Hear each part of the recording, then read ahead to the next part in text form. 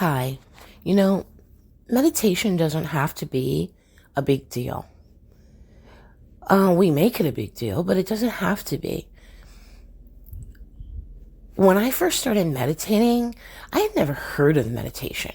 I hadn't heard of meditation. I hadn't heard of chakras.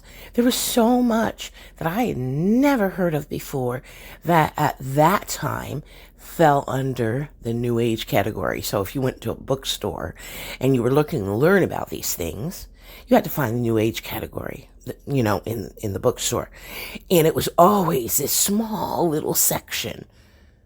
And then you struggled to find what you were looking for because nothing was clearly marked. It wasn't, there wasn't a book clearly marked. I'm a newbie at meditating. Or I don't even know what meditation is, and so you struggled. Now you don't have to. There are so many people talking about meditation, so many people, so many videos, guided meditations. So it's easier today. But let me tell you my experience, just so I can make it simpler for you. How I learned about meditation is because I got attuned to Reiki. And when I was reading the Reiki manual, the Reiki manual was talking about meditation and chakras. Never heard of it. Any of that. But I decided, let me try this. I was very disappointed. I was disappointed at finding I could only quiet my mind for no more than 1 minute before a thought flooded in.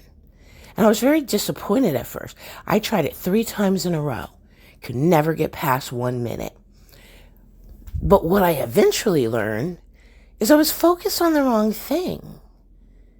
I almost see it now as, wow, it's almost like I was trying to be an overachiever. Right from the very beginning, I was trying to do a meditation where I had no thoughts. Why did I think I could do that?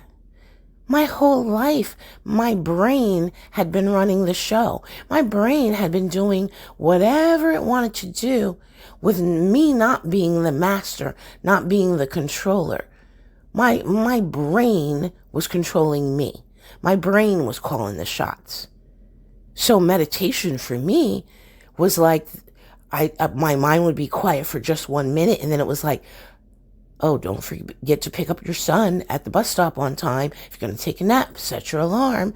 Oh, don't you have to take that chicken out the freezer to thaw it out? Oh, don't you have laundry in the washing machine that needs to be dried before it ends up sour and you have to wash it again? Like that, it was constant.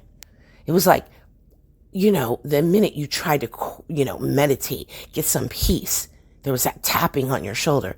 Hey, don't forget this. Hey, don't forget that. Why do you think you can quiet your mind now all of a sudden just because you want to? Your brain has been in control of you your whole life. Your brain doesn't know any better. Your brain is just doing what it has always done for you.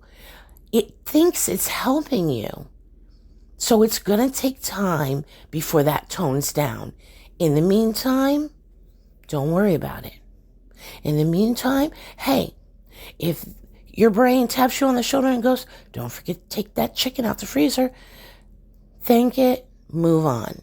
Just stay in meditation, no matter how many thoughts keep flooding in. You can acknowledge them if you want to. Oh, thanks for the reminder. Okay. But keep meditating. Stay in that meditation. They will eventually fall away, but it's not going to happen right away.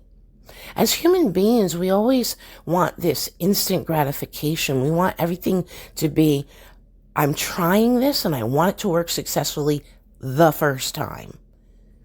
Well, a lot of people that play the lottery, they don't win the first time, right? And they seem to be okay with it because I see them always in 7-Eleven. I'm just trying to get gas and I got to wait for them to get 10,000 lottery tickets. They're okay with waiting for their payday. They're okay with waiting for that reward. What I'm saying is Be okay with waiting for that time when your brain is finally going to catch on to what you're doing. But it's not going to catch on right away because it's been in control your whole life. It needs time to adjust. Hey, when you move to a new job, a new apartment, a new house, a new city, a new state, don't you need time to adjust? Of course. Well, your brain does too. Your brain's not just going to fall in line just like that because today you woke up and decided you want to be a master meditator. It doesn't happen like that. Be okay with the process. Don't overthink it. Don't get upset just because you got tons of thoughts flooding in all the time. It is actually normal. I went through that. But once I realized that I shouldn't let it bother me, to just don't even worry about it. Just meditate. Even if the whole time thoughts are flooding in, just keep my eyes closed. Keep brushing the thoughts away. And what I mean by that is, as they come in, you notice them. Okay, I need to take the chicken out the freezer. Okay, my brain just reminded me. Fine, move on. Oh, I need to finish the laundry. Okay, fine, good, move on. I need to do this. Okay, good, move on. I need to remember to set my alarm if I'm going to take a nap so I don't miss picking my son up at the bus stop. Okay, thank you for the reminder. Move on. Look, it's going to be that way for a little while. But guess what? Even while it is that way, your meditations are still 100% effective for you. The person that has thoughts flooding in versus the person that doesn't, both those people are still getting great benefit from the meditation. So don't think that you're not getting any benefit or you're getting less than the person who's really good at meditating. You're not. You're not getting less. You're still getting a lot of benefit. And if you just keep doing it, I promise you, if you just give yourself even 5 days, you'll notice a difference. You'll notice you're more passive. You don't get upset as much. You're not triggered as much. You're going to notice these things. Even if you just meditate for 5 days, even if the whole time thoughts just keep flooding in, you're going to notice a difference. So you need to hang in there. If I did it, me, master procrastinator, can't finish anything, can't do nothing right. Look, if I can do it, you can do it. Hang in there. Thank you for listening.